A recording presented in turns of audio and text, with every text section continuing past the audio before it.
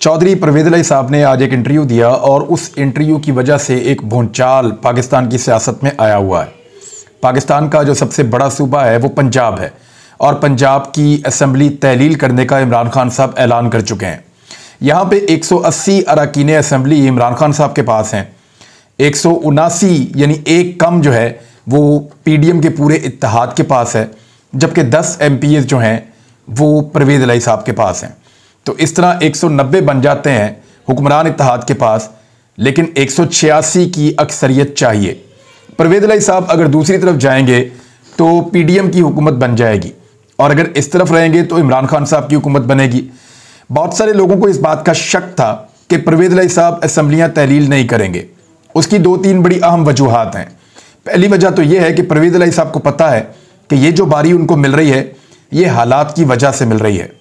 हालात और नंबर्स ऐसे हैं सूबाई असम्बली के कि उनकी वजह से वो 10 बंदों के साथ वज़ीर आला पंजाब के मज़े लूट रहे हैं। लेकिन अगर ये हालात बदल गए और इंतखाबात हुए तो दोबारा उनको वज़ारत आला नहीं मिलेगी और इस तरह की सूरत हाल दोबारा पैदा नहीं होगी। लिहाजा वो ये चाहते हैं कि जितनी देर तक हो सके उनके पास ये वज़ारत आला मौजूद रहे। दूसरी एक परवेज़ इलाही साहब की रीज़न ये है कि वो एस्टेब्लिशमेंट के साथ कभी भी बिगाड़ने की पॉलिसी के ऊपर नहीं जाते। वो हमेशा हर तरह की एस्टेब्लिशमेंट के साथ दोस्ती रखते हैं और हमेशा दोस्ती निभाना चाहते हैं। मुझे अच्छी तरह याद है, बल्कि मेरे पास यहाँ पे खबरें मौजूद हैं, क्योंकि परवेज़ इलाही साहब ने जो स्टेटमेंट दिया, पहले वो स्टेटमेंट मैं आपको पढ़ के सुना देता हूँ ताकि आपको आइडिया हो जाए कि कौन सी ऐसी चीज़ें हैं जो कंट्रोवर्सीज क्रिएट कर रही हैं। ARY को इंटरव्यू दिया उन्होंने और उसमें उन्होंने कहा कि जब खान साहब जनरल रिटायर बाजवा के खिलाफ बात कर रहे थे तो मुझे बहुत बुरा लगा। जनरल बाजवा हमारे मोहसिन हैं और मोहसिनों के खिलाफ बात नहीं करनी चाहिए। इमरान खान ने ज्यादती की है कि हमें साथ बिठाकर जनरल बाजवा को बुरा भला कहा। यह बड़ी ज्यादती है और पीटीआई को चाहिए कि याद रखे वो एहसान फरामोश ना बने। मैं समझता हूं कि जनरल रिटायर बाजवा के इन पर बहुत एहसानात हैं और एहसान फरामोशी ना की जाए। बाजवा साहब इनको उठाकर कहां से कहां ऊपर ले गए और हर चीज में मदद की। अगर बाहर से फंड लाने थे खुद जाते रहे जनरल बाजवा साहब, मोहम्मद बिन सलमान से मिले, कतर से पैसे लेकर आए, IMF का वहां बैठकर बेल्जियम में काम किया। ये क्या समझते हैं अपने आप को, ऊपर से आ गए हैं, यानी ये ऊपर से उतर कर आए हुए हैं। इस किस्म का उन्होंने एक बात की है। ये सारे लोग ऊपर से उठकर आ गए हैं, मुंह उठाकर जो मर्जी आए बोलने लग जाते हैं, अपनी औकात में रहें। बाजवा के खिलाफ अब अगर बात की गई तो सबसे पहले मैं बोलूंगा और मेरी सारी जमात बोलेगी। लेफ्टिनेंट जनरल फैज़ हमीद ने बहुत ज्यादतियां की हैं, हमें अंदर करने की कोशिश की, वो हमारे खिलाफ थे। मैंने जनरल बाजवा को फैज़ के बारे में बताया तो फैज़ ने कहा कि इमरान खान का हुक्म है। इमरान खान तो मोहसिन इलाही को साथ नहीं बिठाते थे, इसके बावजूद हमने इमरान खान का भरपूर साथ दिया। जब इमरान खान ने कहा कि असेंबली तोड़ दो तो हमने फौरन हामी भर ली। हम इमरान खान और पीटीआई के मुखालिफ नहीं, साथी हैं, लेकिन अपने मोहसिनों को फरामोश नहीं कर सकते। देखिए ये बात बिल्कुल ठीक है उनकी कि जनरल बाजवा के और जनरल बाजवा के ख़ानदान के बड़े एहसानात हैं चौधरी परवेज़ इलाही साहब पे, वो झूठ नहीं बोल रहे। उसकी वजह यह है कि 2019 में नैब में कुछ केसेस खुल गए थे और वो केसेस थे चौधरी बरादरान के, और उन केसेस की वजह से चौधरी बरादरान बहुत परेशान थे।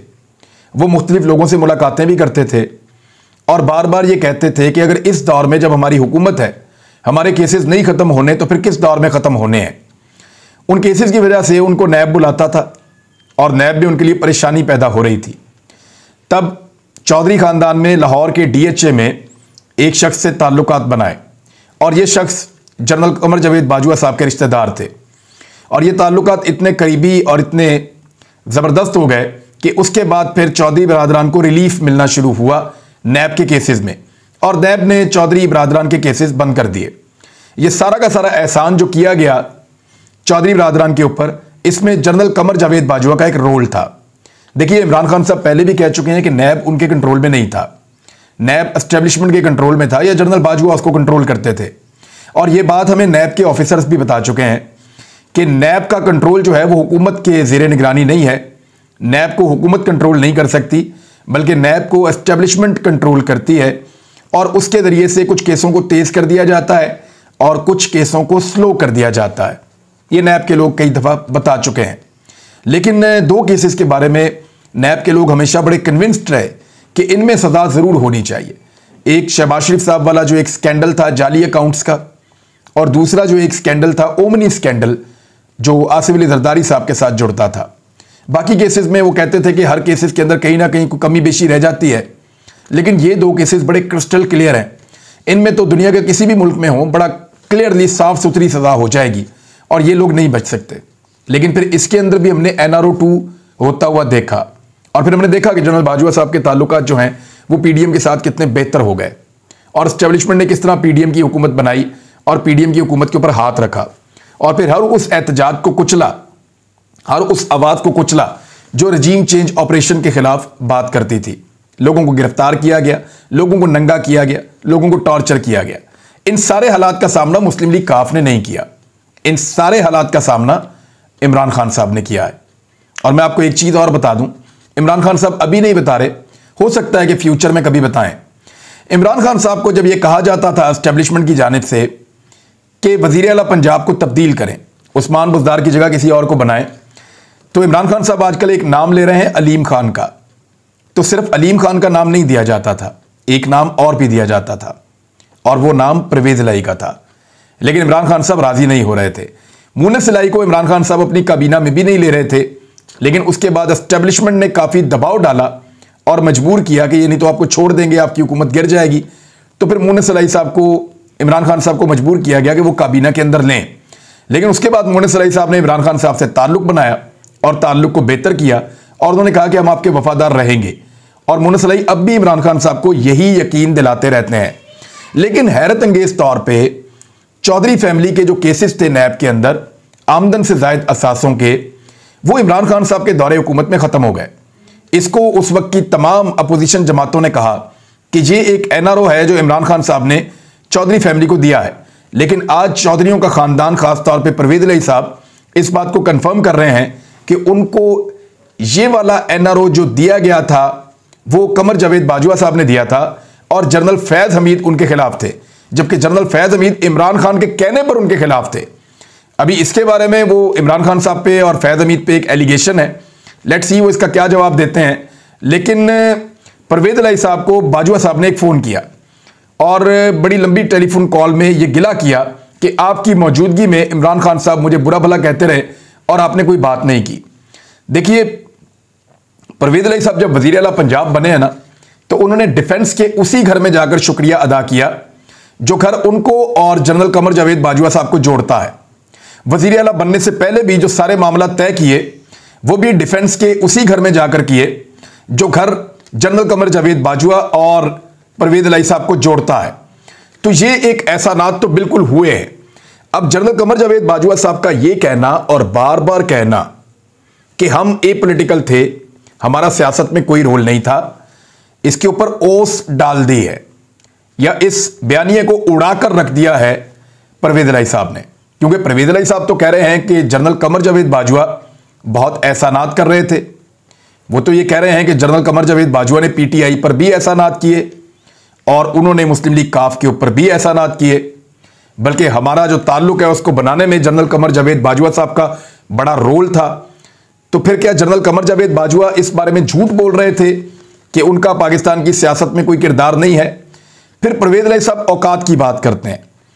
देखिए, मैं एक चीज़ तो समझाऊं पाकिस्तान की सियासत में, जो पॉलिटिकल पार्टीज उनको लगता है कि उनकी औकात थोड़ी है, तो पब्लिक को भी यही लगता है कि इनकी औकात बहुत थोड़ी है, और पब्लिक उनको छोटी छोटी टांगा पार्टियों की तरह ही रखती है हमेशा।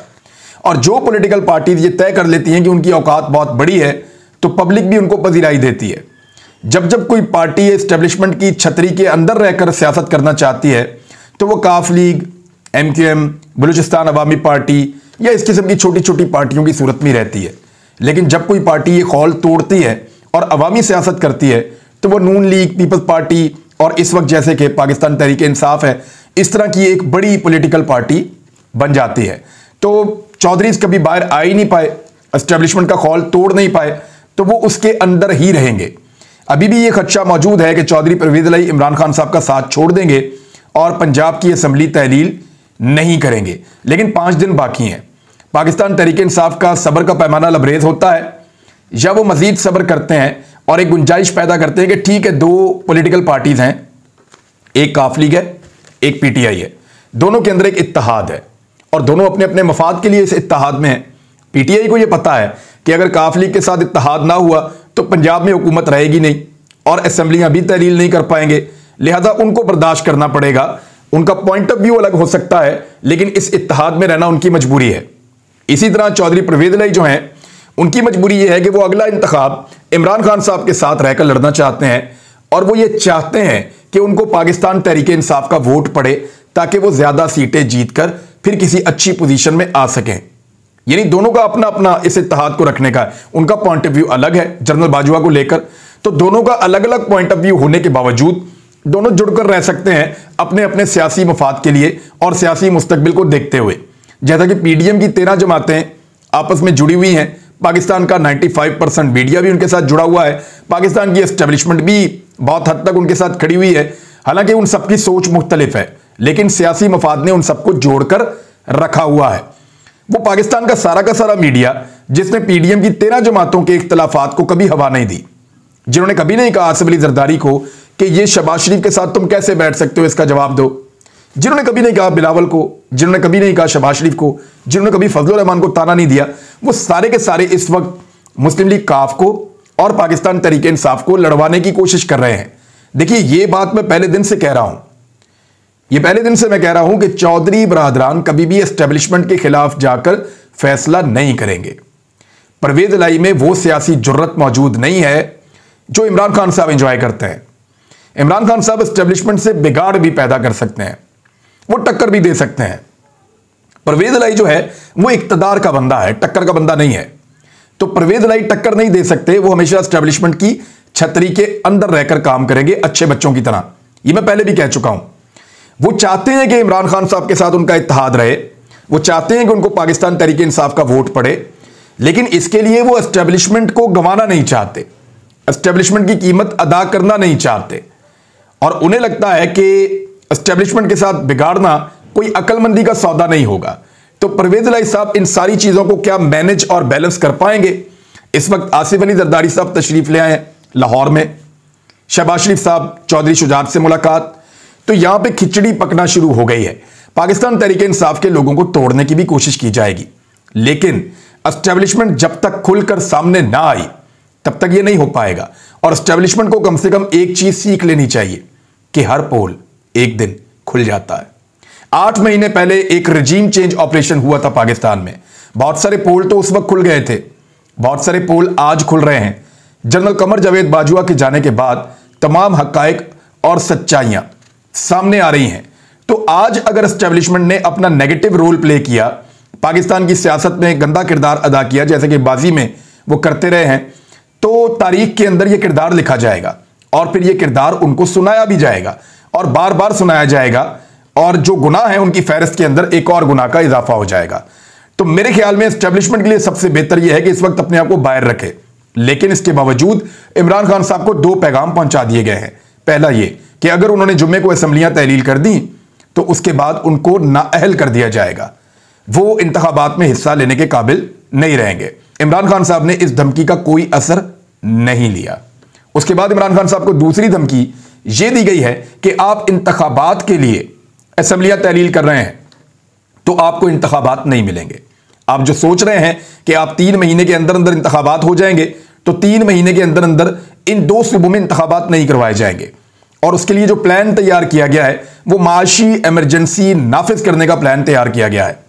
मेरे ख्याल में यह भी एक गैर आईनी हरकत होगी और इस गैर आईनी हरकत को पाकिस्तान की अदालतें और पाकिस्तान के अवाम रोकेंगे। लोग सड़कों पे आएंगे, लोग एहतजाज करेंगे।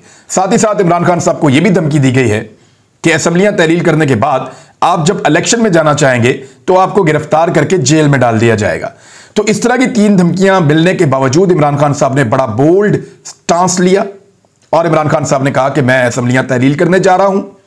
अब सिर्फ एक ही शख्स है जिसके पास मुख्तलिफ प्लान्स हैं और जो बहुत कुछ कर सकता है, और वो परवेज इलाही है।